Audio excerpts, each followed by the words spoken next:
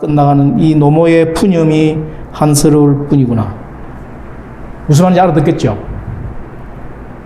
현실적인 모습의 할머니의 푸념입니다. 그런데 김 목사가 저한테 소개해 준 어떤 사람이 있는데 그 사람 매스컴에 많이 보도가 되었습니다. 노태근 씨라는 사람이 쓴 때루때루 빠때루 달인, 빠때루라는 말은 레슬링에서 나오는 단어죠. 항복 받기 직전에 자세, 빠때루 달인, 그런 말씀인데 이 노태근 씨가 쓴 책의 내용이 아주 우리에게 시사하는 바가 큽니다. 노태근 씨는 중졸만 대우해가지고 노동판에서 막노동해가지고 두 아들을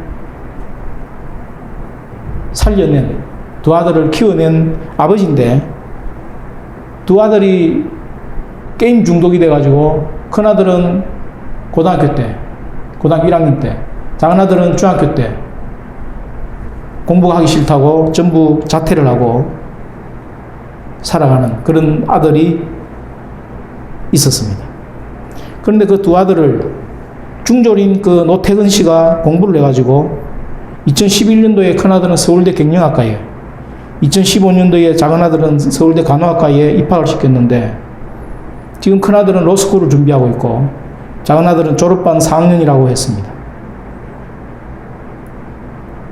자기가 무식하고 별 볼 일 없는 막노동꾼으로 살아가는데 아들이 중졸만으로 학업을 그만둔 게 자기 탓이라고 생각하고 자기 스스로를 생각하기를 자기는 멸치 똥같이 쓸모없는 인생이다.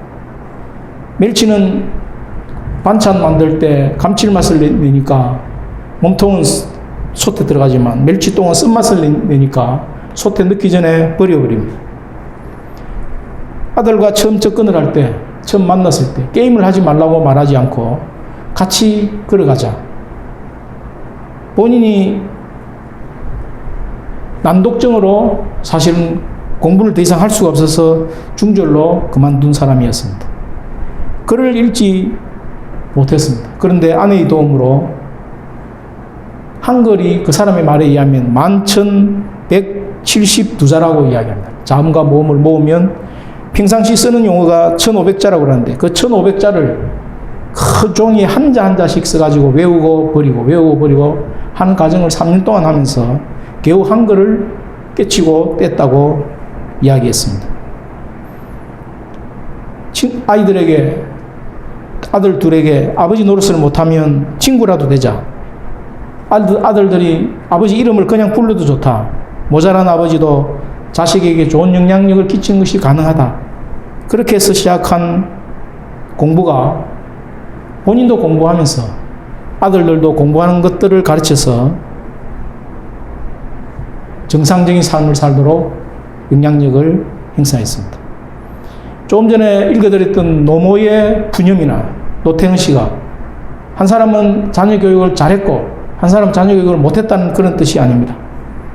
오늘 21세기는 지성, IQ보다는 EQ, 그리고는 SQ를 더 중요시하는 시대로 가고 있습니다. SQ는 영성지수입니다.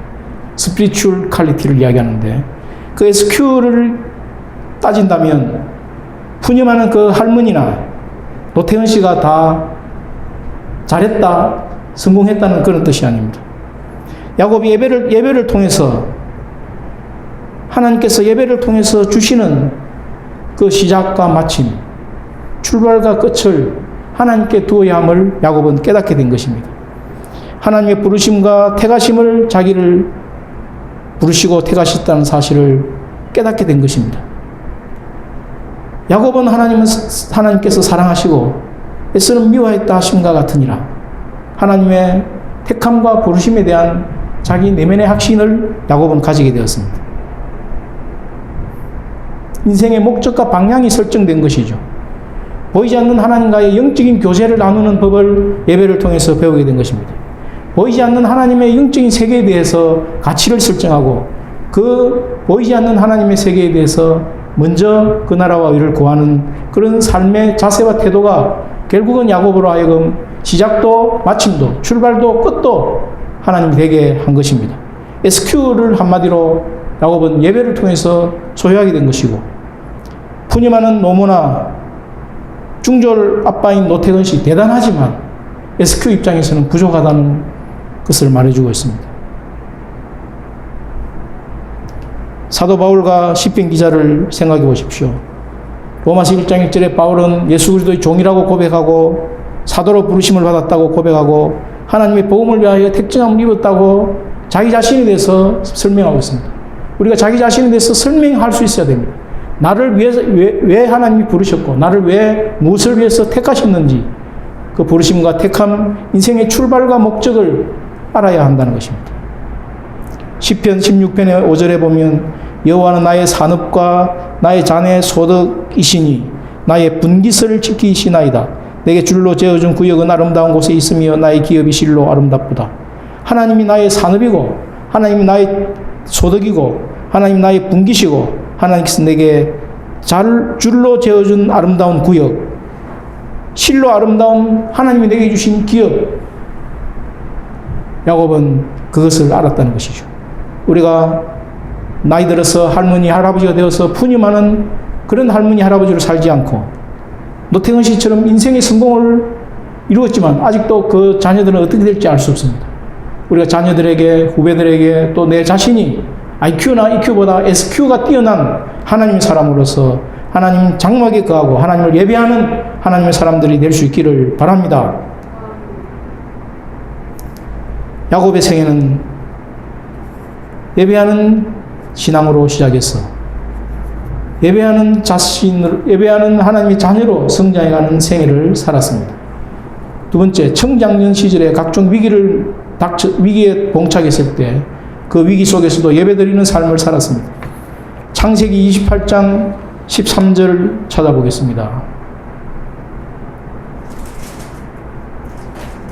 뒤로 넘기면 창세기 28장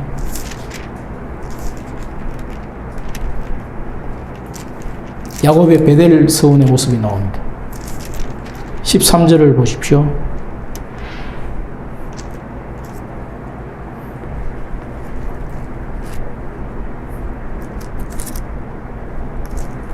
(28장) 13절을 같이 한번 읽어보시겠습니다. 13절에서 15절까지 시작. 창세기 28장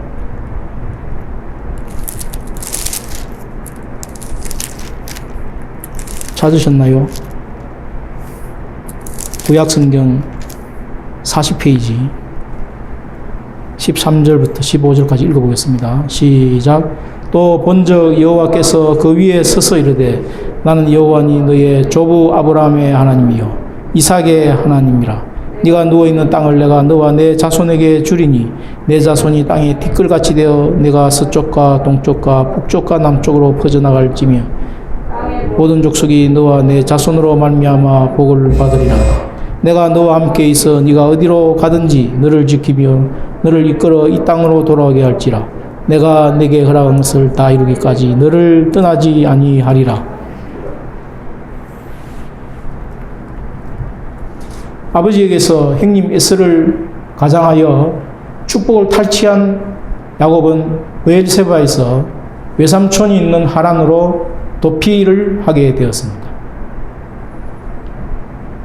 베델에 이르렀는데 야곱을 그동안 보호해 줬던 부모님의 보호막이 1%도 남아있지 않았습니다. 혼자서 강야의 적수공군으로 이 야곱에게 어떤 문제가 있겠습니까? 심각한 의식주 문제가 태산같이 야곱을 버티고 있었을 것입니다. 가는 길에 베델에서 해가 저물었는데 노숙을 하게 되었습니다. 캠핑같이 아주 낭만적인 노숙이 아니라 돌을 베개 삼아서 누워 잠을 청하는데 과연 야곱의 마음속에 잠이 오겠습니까?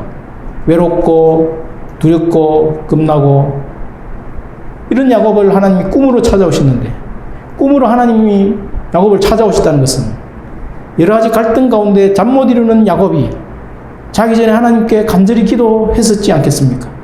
하나님께 간절히 기도했을 때 하나님께서 꿈으로 야곱에게 응답하시고 외롭고 두렵고 무서운 그 상황 속에서 몸부림치면서 갈등 속에서 하나님을 찾는 야곱의 마음속에 하나님을 예배하는 마음이 생겨난 것입니다. 내가 너와 함께 있으니가 어디로 가든지 너를 지키며 너를 이끌어 이 땅으로 돌아오게 할지라.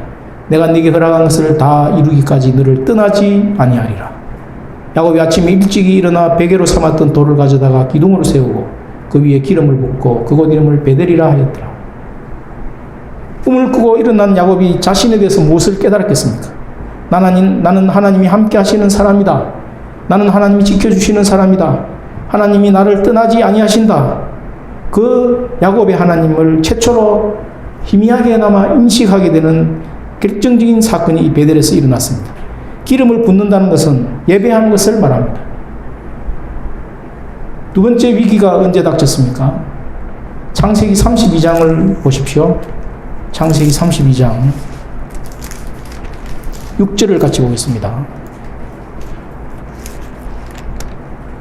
32장 6절 시작. 사자들이 야곱에게 돌아와 이르되 우리가 주인의 행 에스에게 이른즉 그가 400명을 거느리고 주인을 만나려고 오더이다.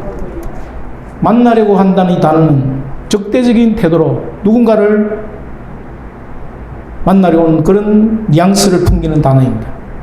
에스가 야곱을 도륙할 목적으로 20년 전에 나를 가장해서 아버지로부터 축복을 받아 떠난 동생 야곱을 드디어 복수할 기회가 왔다고 생각하고 400명의 군사를 거느리고 에스가 달려왔습니다.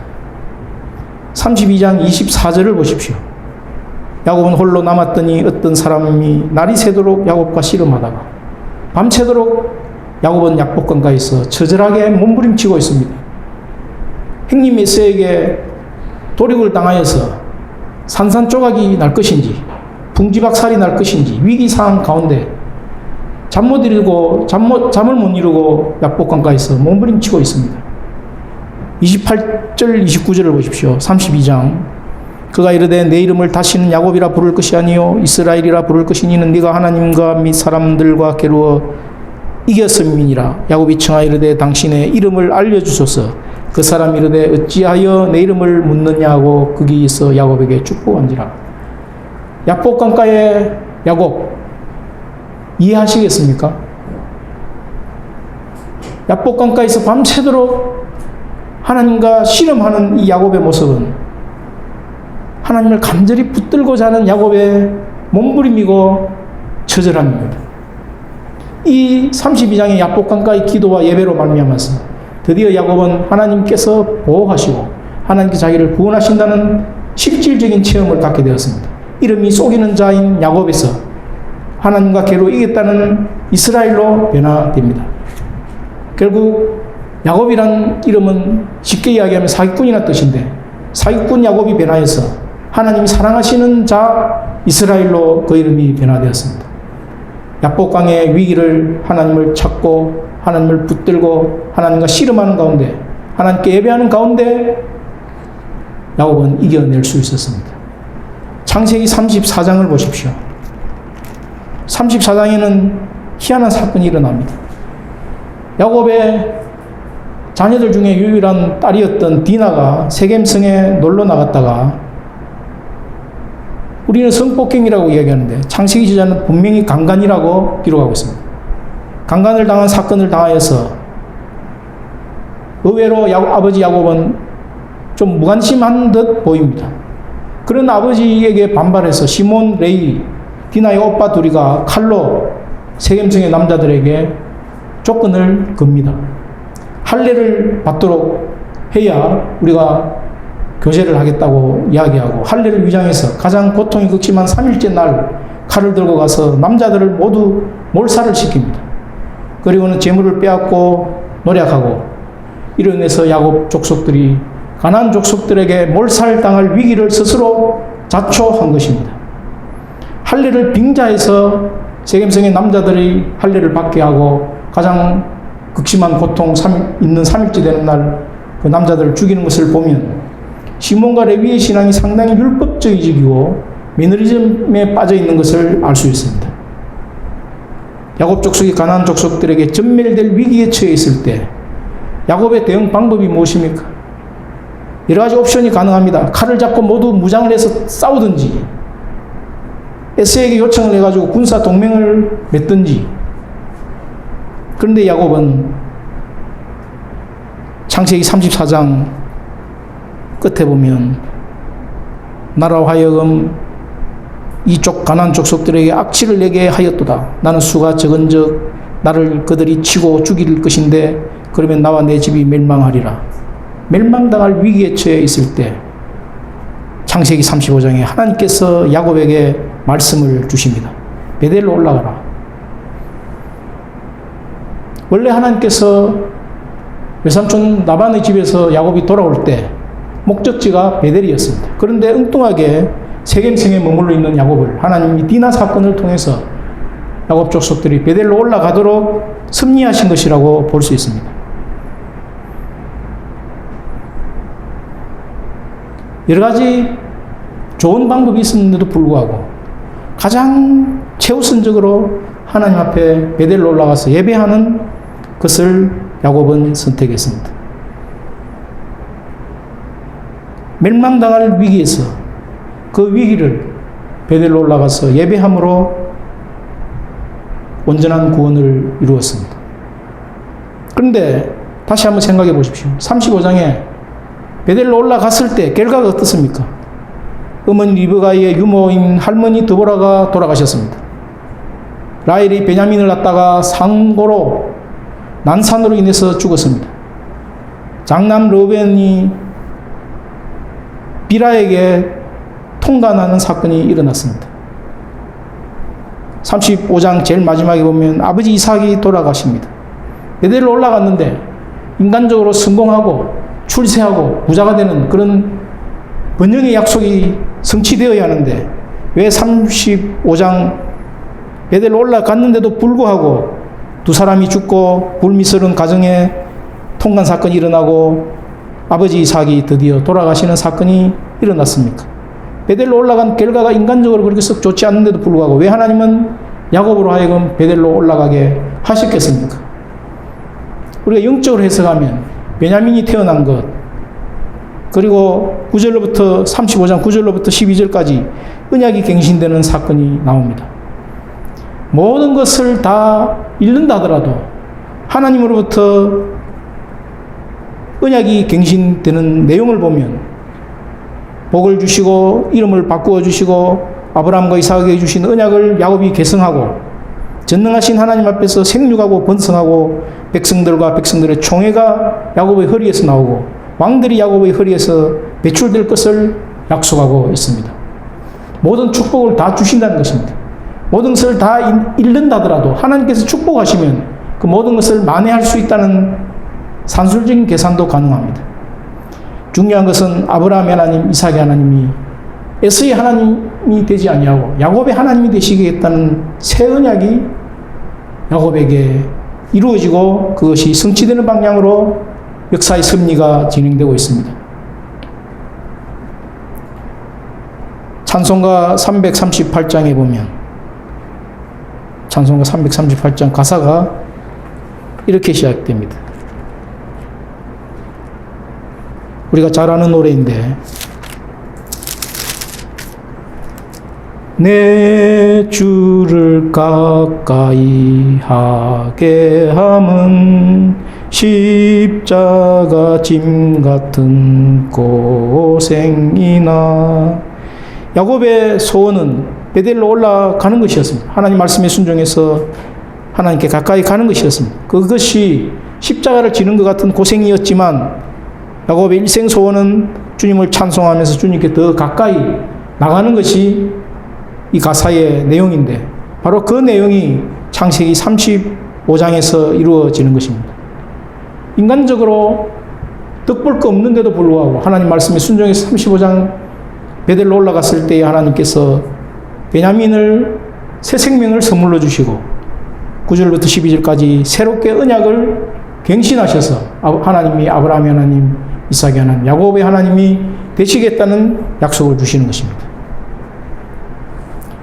지난주에 K집사를 상담을 했는데 그 K 집사의 핵심 문제 사고는, 핵심적으로 문제가 되는 사고는 뭐냐면, 모든 생활 속에서 100을 받았으면, 자기가 100의 은혜를 받았으면 최소한 10은 돌려줘야 된다는 그런 계산으로 사람을 대하는 것이었습니다.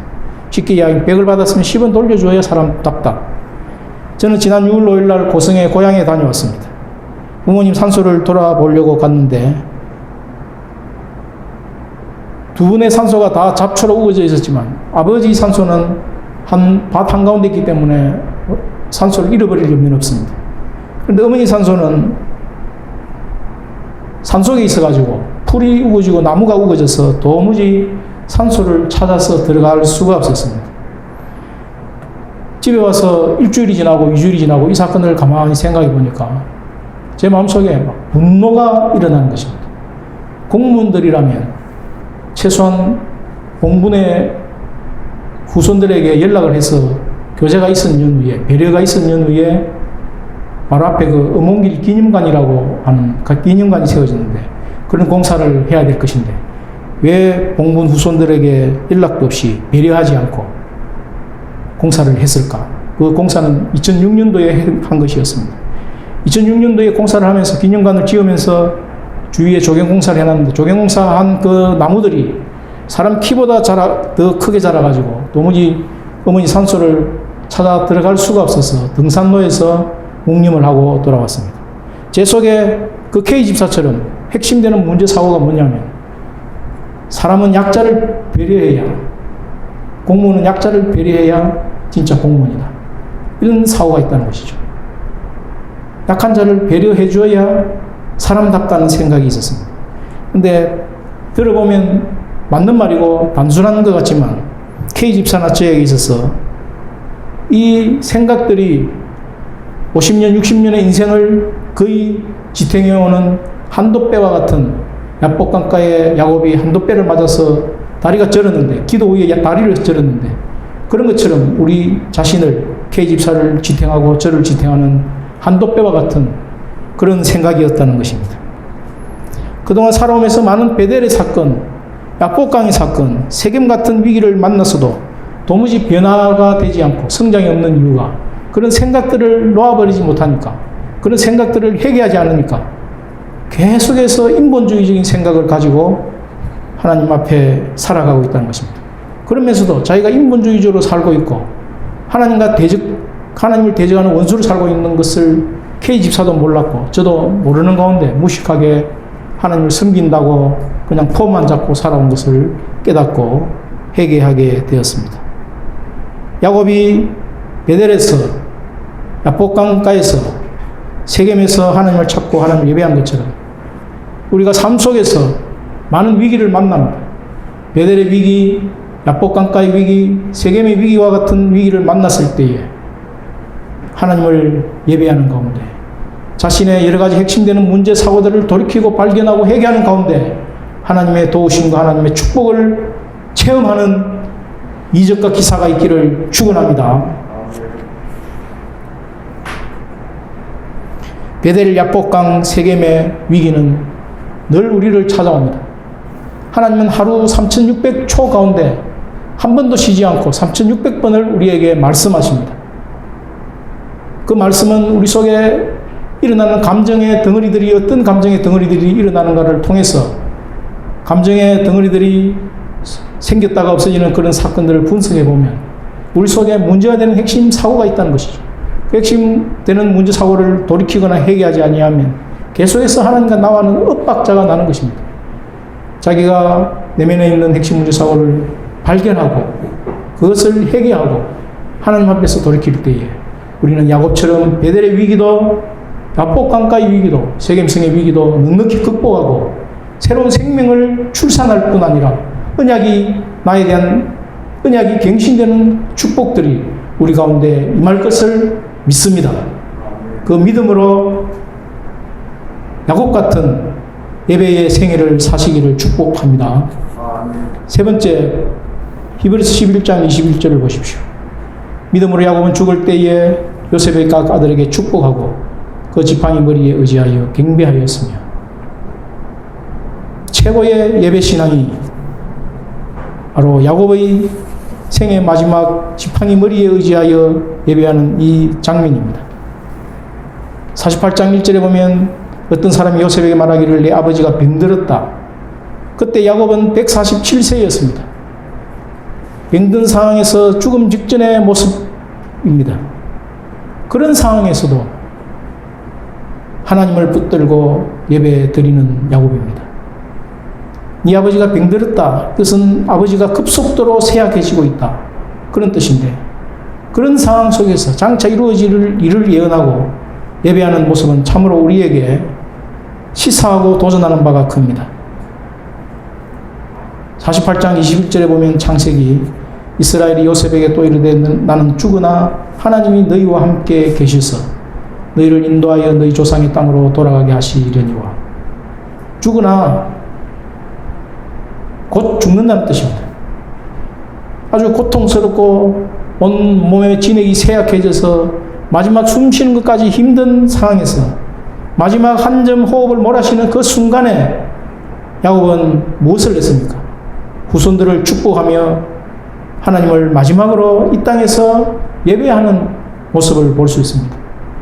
대학로교회 성도들 또 이 영상을 시청하는 모든 성도들 우리가 마지막 호흡을 몰아쉬는 순간에 무엇을 해야 되겠습니까? 자녀들에게 유언을 물론 하겠지만 유언 이후에 가장 마지막으로 하나님을 예배하는 그런 임종을 맞이할 수 있기를 축원합니다. 동산병원에 수간호소로 있다가 퇴직하신 어떤 수간호소님은 중환자실에 목사, 장로, 집사, 크리스찬들이 많이 입원을 한다고 합니다. 그런데 그들의 임종을 다 지켜보는데 인상을 쓰면서 욕을 하면서 임종하시는 분들이 있고 그렇지 않고 할렐루야 찬양하면서 평안과 기쁨으로 아주 평온한 얼굴로 임종을 맞이하는 분들도 있다고 합니다. 세상에서 직분이 목사이든 장로이든 집사이든 성도이든 그 어떤 직분을 가졌던 그 직분하고는 무관하게 하나님과 나와의 관계 속에서 야곱처럼 마지막 호흡을 하나님을 예배하는 것으로 임종하는 삶을 저와 여러분이 살아갈 수 있기를 축복합니다. 인생의 출발점에서 야곱은 예배했습니다. 베델에서, 야복강에서, 세겜에서, 그리고 임종하는 순간에 지팡이 머리에 의지해서 마지막 예배를 드렸습니다. 일생이 예배로 간통하고 있는 삶을 살았던 분이 야곱입니다. 그런데 야곱을 돌아보면 약점이 더 많은 사람입니다. 본성 자체가 형님의 발꿈치를 잡고 먼저 나오려고 했던 악한 재성을 가진 사람입니다. 형님의 에서와 관계를 보면 형제간에 우애가 없는 사람이었습니다. 야곱이란 뜻이 거짓말쟁이 사기꾼이란 뜻입니다. 아버지 이삭은 일부 일처제로 살았지만 야곱은 생애에 4명의 아내를 거느렸습니다. 자녀 교육에도 실패했습니다. 장남이 스모 빌라와 통간을 하고 딸 디나가 성폭행을 당하고 시몬과 레위가 피해 복수를 하고 야곱 족속 전체가 몰살될 위기를 자초하는 그런 자녀들을 둔 자녀 교육에 한마디로 실패한 사람입니다. 외삼촌 라반에게 사기를 당하여서 20년을 무기력하게 보낸 무능력자입니다. 창세기 25장에서 50장까지 남을 도와주고 남을 위해서 희생하고 한 기록이 전혀 없는 것을 볼 때 한마디로 악한 사람이라고 하기에는 그렇지만 선한 사람은 아니라는 것을 짐작할 수 있습니다. 그런데도 불구하고 왜 하나님께서는 이사야 43장 1절로 7절 말씀을 주시면서까지 최고의 사랑을 쏟아 부었겠습니까? 바로 하나님을 예배하는 야곱의 예배 신앙에서 그 비밀을 찾을 수 있습니다. 우리가 하나님을 야곱처럼 시작도 마침도 출발도 완성도 하나님을 예배하는 것으로 예배 신앙의 사람들이 될 수 있기를 축복합니다. 대학로교회가 오직 예수님, 오직 예배, 오직 천국, 두 번째 해당되는 오직 예배, 예배하는 삶을 초점을 맞추고 어떤 상황 속에서도 어떤 순간에도 하나님을 예배하는 야곱 같은 믿음의 생애를 사시기를 축복합니다. 1988년 아르메니아에 대지진이 일어났습니다. 그 지진으로 인해서 5만 4천 명이 사상자가 생겼고 50만 명의 이재민이 발생한 대지진이었습니다. 그런데 그 대지진 가운데 26살 된 젊은 엄마 수잔나 페트로시안이 4살 된 딸 가야나와 함께 지진으로 말미암는 건물 더미 속에 갇혔습니다. 9층 건물이 무너져 내리면서 그 속에 갇혔는데 구조의 손길을 기다리고 있는데 그 모녀에게 다가오는 것은 절망뿐이었고 죽음의 공포뿐이었습니다. 몸을 들썩이는 것조차 자유자재로 할 수 없는 공간 속에 갇혀서 신음하고 있는데 4살 된 수잔나 페트로시안의 딸 가야나가 엄마에게 목마르다고, 엄마에게 배고프다고 신음을 토해냈습니다. 수잔나 페트로시안 26살 된 젊은 엄마가 아무리 어둠 속을 더듬어서 찾아보아도 손에 잡히는 것이 없고 유일하게 잡히는 것은 깨진 유리 조각뿐이었습니다. 지체 없이 그 유리 조각으로 자기 손가락을 베서 거기서 나오는 피로 딸 가야나 입에 대주었습니다. 4살 된 딸은 지쳐서 울 때마다 엄마 목말라, 엄마 배고파할 때마다 수잔나 페트로시아는 스스럼 없이 자기 손가락들을 하나씩 베어서 그 피를 딸 가야나에게 먹였습니다. 14일 만에, 매몰된 지 14일 만에 극적으로 구조되었는데 구조대가 그 모녀를 발견했을 때 엄마의 10개 손가락이 모두 피범벅이 되어 있었습니다. 이런 어머니 피의 희생으로 딸의 한 생명이 살아났습니다. 하나님을 예배할 때 우리 각자는 예수님의 희생의 살과 피를 먹고 마심으로 말미암아 영생을 얻었고 구원을 얻은 줄 믿습니다. 이 구원이 감사하다면 내가 들숨을 쉬고 날숨을 쉴 때 임종하는 그 들숨과 날숨의 마지막 현장에서 하나님을 예배하는 최후의 예배를 드리는 야곱 같은 믿음의 생애가 되기를 축원합니다. 허물과 죄와 단점과 약점이 투성이었던 야곱, 믿음의 조상이 되기에는 인간적으로 너무나 부족한 야곱, 그럼에도 하나님께서 스스로를 가리켜서 나는 아브라함의 하나님이다, 이삭의 하나님이다, 야곱의 하나님이다 이렇게 말씀하셨습니다. 하나님은 예배하는 자를 이사야 43장 1절 3절에 보면 물속에서 건져주신다고 말합니다. 어머니 수잔나 페트로시안을 지진 속에서도 건져주시고 애국과 구스와 스바를 대신하여 주셔서 구원하시는 것처럼 야곱 같은 믿음의 예배를 드리는 종들에게 애국을 속량물로 구스와 스바를 대신하여 주심으로 예수님 피로 말미암는 예배자의 축복이 우리의 삶 속에 전개되기를 축원합니다. 로마서 9장 11절 13절에 보면 그 자식들이 아직 나지도 아니하고 무슨 선이나 악을 행하지 아니한 때에 택하심을 따라되는 하나님의 뜻이 행위로 말미암지 않고 오직 부르시는 이로